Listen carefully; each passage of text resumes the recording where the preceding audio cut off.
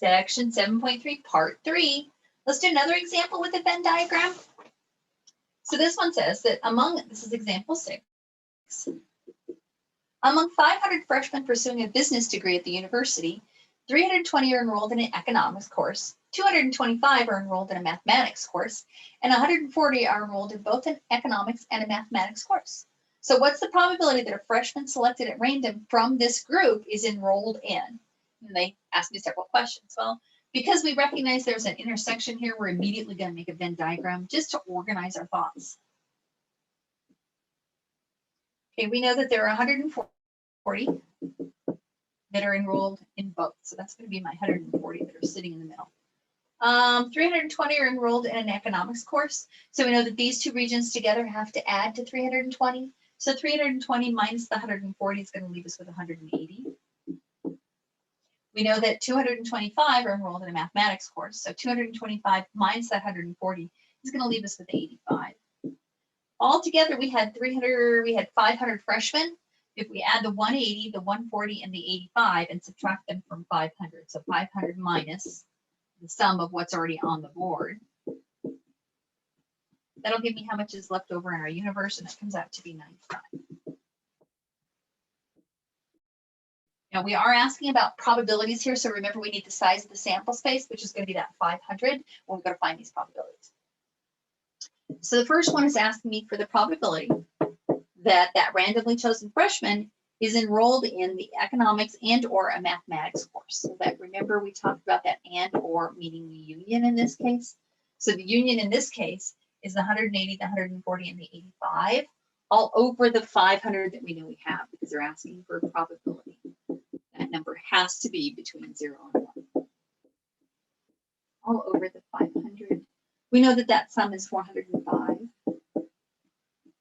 divided by 500. And we'll go ahead and divide it out. That gives me 0.81. So there's an 81% chance that a randomly chosen freshman from this group is enrolled in either a economics and or a math course. Part B on that problem says exactly one of these two courses. So the probability that they're in one course. So they're talking about the 180 that are in economics only and the 85 that are in mathematics only. So we'll add those together. 180 plus 85 all over the 500. Well, that's 265 over the 500. Again, the reason we have the 500 in the denominator is because they're asking us for the probability. So we know how many there are out of the total in the sample space, which was the 500. And that's going to give us 0.53. That's our probability.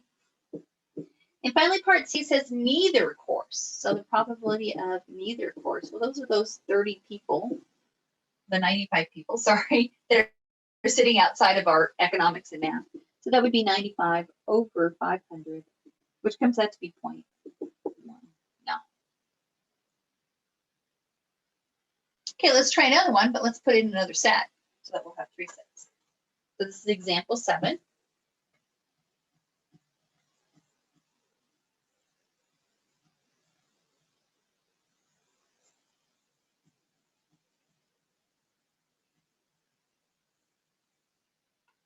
So example says a nonprofit organization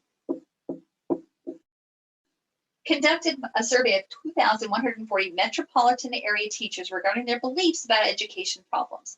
The following data were obtained. And so the handout shows you that some said that lack of parental support was a problem. Others said that abused, neglected children are the problem. Students in poor health is another problem, and it goes on with that.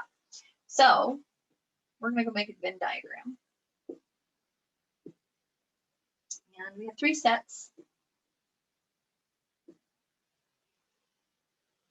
Okay, so because they list lack of parental support is the very first one, I'm going to call that one L for lack.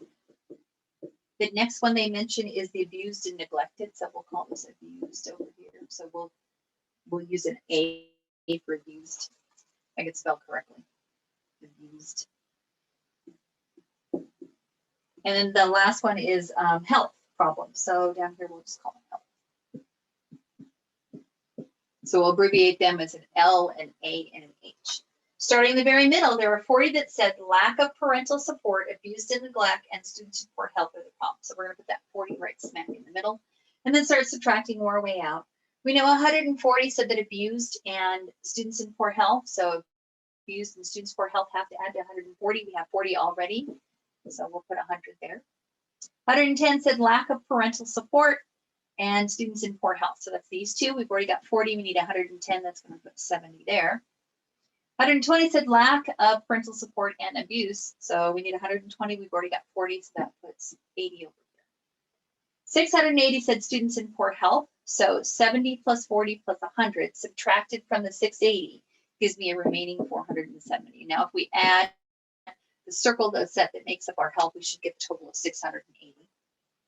890 said abused and neglected children are the problem. So over here, all of these should add to 890. So if I take the 80 and the 40 plus 100 and subtract from the 890, I'm going to get a remaining 670. And then finally over here, we know that 900 said lack of parental support is a problem. So these four regions have to add to 900. We'll take the 80, the 40, and the 70 and subtract from 900 and end up with 710. Then finally, just to double check everything, if I add all the numbers that are written on the board and subtract from the total of 2,140 teachers that were surveyed, we're going to find that nobody's left over. So there's nobody outside the universe. So now that we have that, we can answer the questions. So part A wants to know what's the probability that a teacher selected at random from this group, so from this 2,140, said that lack of parental support is the only problem. So because it says the lack of support is the only problem, we know that we're going to pick up just that 710. And then because we're looking for probability, we'll divide it by the total that we looked at in terms of the number of teachers. So 710 divided by 2,140 gives us 0.332. So there's a 33.2% chance that if you randomly pick a teacher from this group, they'll think the problem is lack of parental support.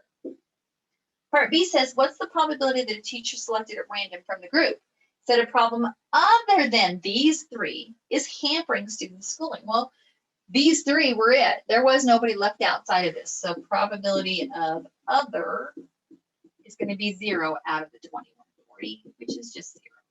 So 0% chance that there's a reason outside of those three. And then our final example just shows you another method of relaying the data in a problem. So this one includes a table.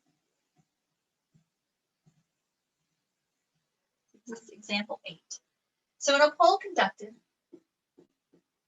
among likely voters by Zogby International, voters were asked their opinion on the best alternative to oil and coal. The results are as follows. So here's the source of your power. And then the percent respondents. So nuclear, which came out to be 14.2% of those polled. We also have wind, which was 16.0% of those polled. Fuel cells, which came out to be 3.8%. We have biofuels. That's really sloppy. Let me make that a little bit neater for you. Biofuels.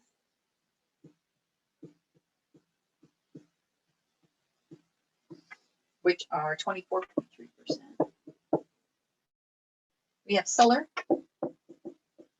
which was 27.9%. And then finally we have other, or no answer. So, and that was 13.8%. So they're just presenting the information in a different format for us. Okay, we want to know, what is the probability that a randomly selected participant in the poll mentioned either wind or solar? So the probability of wind or solar. So or is a union statement. You can write the word or in there. Wind or solar. What they're telling me is that I can just add these together. And because these are already percentages, I know that they're already probabilities expressed out of 100 as a total. So we're going to take the wind, which was 16.0, and we're going to add it to the solar of 27.9. And we're going to end up with 43.9. And then don't forget the percent on that, because without it, that probability is too big. It's larger than 1. So 43.9% of the people in the poll said that wind or solar were the answer. Part B says nuclear or biofuels are the best alternative. So nuclear or biofuels. So we're going to come in and add the nuclear to our biofuels, which gives me 38.5% of the data. And that wraps up section 7.3. On to 7.4 next.